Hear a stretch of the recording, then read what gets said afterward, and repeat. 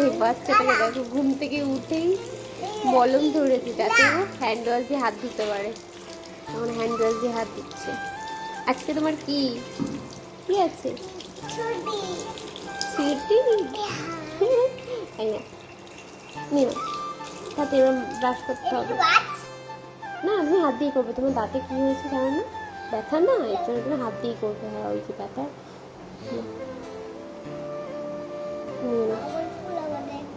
গুরকালের মতো একাকাই ব্রাশ করে নেয়, তাই তো? একাকাই মুখ ধোবে।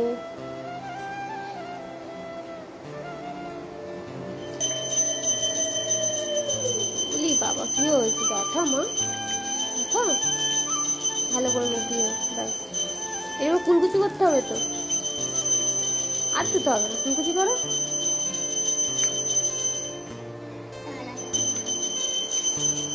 আর ধুতে হবে না।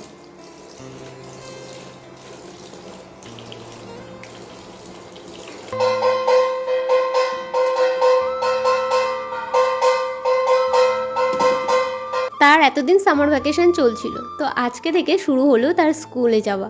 মাম্মাকে তো আগের দিনই বলে দিয়েছিলাম, মাম্মা তোমার কিন্তু কাল স্কুল আছে, তাড়াতাড়ি কিন্তু উঠকালের মতো ঘুম থেকে উঠে পড়তে হবে। তো সে তো খুবই এক্সাইটেড, যেহেতু তার এতদিন টানা স্কুল ছুটি ছিল, আজকে সে স্কুলে যাবে, তার ফ্রেন্ডদের সাথে দেখা হবে। সে তো খুশি খুশি মনে উঠে গেছে।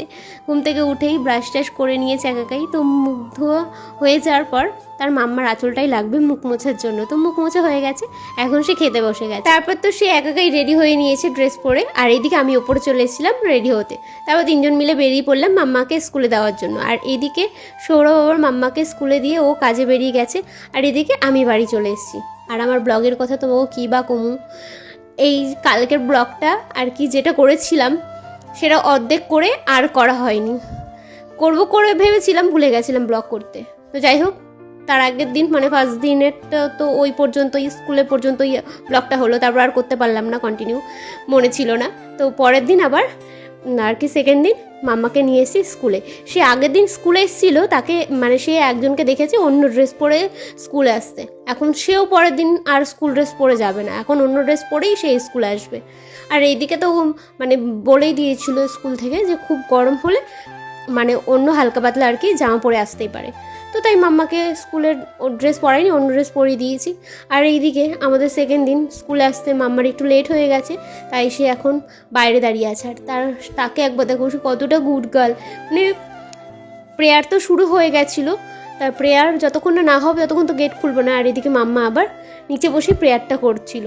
তারপর মাসি এসে গেটটা খুললো, মাম্মা ওদেরকে নিয়ে গেল। খুব গরম যেহেতু পড়েছিল, তাই মাম্মাকে আবার এক্সট্রা ড্রেস দিয়ে দিয়েছিলাম স্কুল ব্যাগে। তো ওরা আবার ড্রেস চেঞ্জ করে দেয়। আর প্রতিদিনের মতো স্কুল ছুটির পর তার বন্ধুকে হামি খেয়ে তারপরেই সে আর কি বাড়িতে যায়।